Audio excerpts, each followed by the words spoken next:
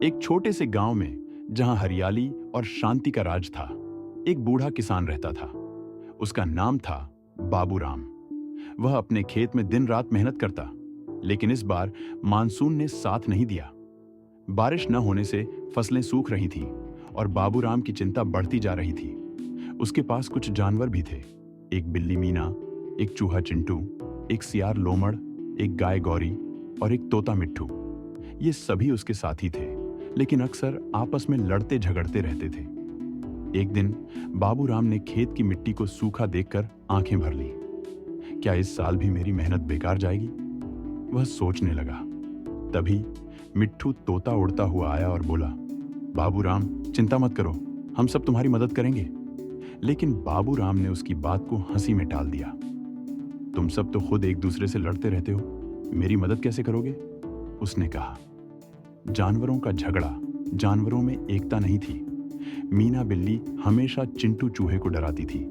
लोमड़ सियार चालाकी से गौरी गाय का दूध चुराने की कोशिश करता। मिट्ठू तोता सबको समझाने की कोशिश करता, लेकिन कोई नहीं सुनता। एक दिन लोमड़ ने गौरी के बच्चे को धोखे से जंगल में ले जाने की साजिश रची।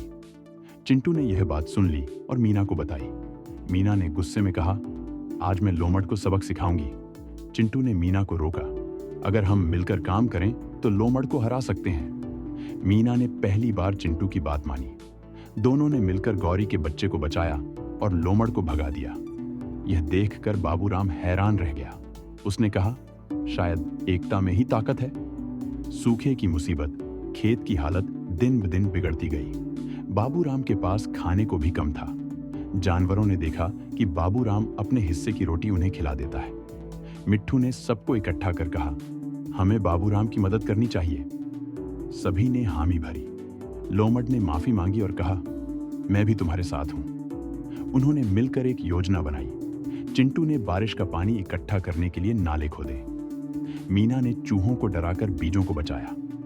गौरी ने खाद बनाने में मदद की। लोमड़ और मिट्ठू ने जंगल से फल सब्जियां लाई। कुछ ही दिनों में खेत में हरियाली लौट आई। बाबूराम की आंखों में खुशी के आंसू थे। उसने कहा, तुमने सिखाया कि मेहनत और एकता से हर मुसीबत हराई जा सकती है। नए जीवन की शुरुआत। जब खेत फिर से हरा भरा हो गया तो गांव वाले भी मदद के लिए आगे आए। उन्होंने बाबूराम की कहानी सुनी और सीखा कि मेहनत और एकता से हर समस्या का हल निकाला जा सकता है। गांव में भी अब एकता का माहौल बन गया। गौरी गाय ने अब और अधिक दूध देना शुरू कर दिया, जिससे गांव के बच्चों को पौष्टिक भोजन मिला। मिट्ठू तोता रोज सुबह गांव में उड़कर खुशखबरी सुनाने लगा। चिंटू चूहे ने गांव के बच्चों को खेती की बारीकियां समझाई। मीना बिल्ली ने चूहों को नियंत्रण में रखा, जिससे अनाज बचा रहा। लोमड़ ने अपनी चालाकी को अच्छे कार्यों में लगाया और जंगल से नए पौधे लाकर गांव में लगवाने लगा। गांव का माहौल पूरी तरह बदल गया था। लोग अब मिलकर काम करने लगे थे।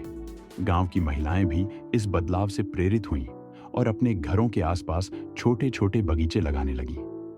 बच्चों ने खेतों में काम करना शुरू किया और नई तकनीकों को अपनाने लगे। बूढ़े बाबू का सम्मान। एक दिन गांव के मुखिया ने बाबूराम को बुलाया और कहा, बाबूराम, तुम्हारी कहानी ने हमें बहुत कुछ सिखाया है। तुम्हारी मेहनत और तुम्हारे जानवरों की एकता ने हमारे गांव को नया जीवन दिया है।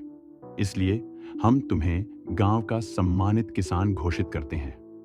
बाबूराम की आंखों में आंसू थे, लेकिन वे खुशी के आंसू थे।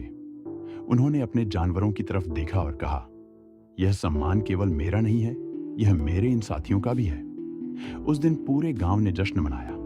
गांव में अब कोई भूखा नहीं था, कोई अकेला नहीं था। सभी मिलजुल कर काम कर रहे थे और गांव को एक बेहतर जगह बना रहे थे। नैतिक शिक्षा, मॉरल ऑफ द स्टोरी। इस कहानी से हमने सीखा, एकता में बल है। अगर सब मिलकर काम करें तो कोई भी समस्या बड़ी नहीं होती। हर किसी की अहमियत होती है, छोटा हो या बड़ा, हर किसी का योगदान महत्वपूर्ण होता है। माफी और सुधार जरूरी है। गलतियां होना स्वाभाविक है, लेकिन उन्हें सुधारना जरूरी है। मेहनत और धैर्य से सफलता मिलती है। कठिनाइयां हमेशा रहेंगी, लेकिन अगर हम मेहनत करें और धैर्य रखें तो सफलता निश्चित है। निष्कर्ष, बाबूराम और उसके जानवरों की यह कहानी हमें सिखाती है कि मिलजुल कर रहने से हर कठिनाई को पार किया जा सकता है।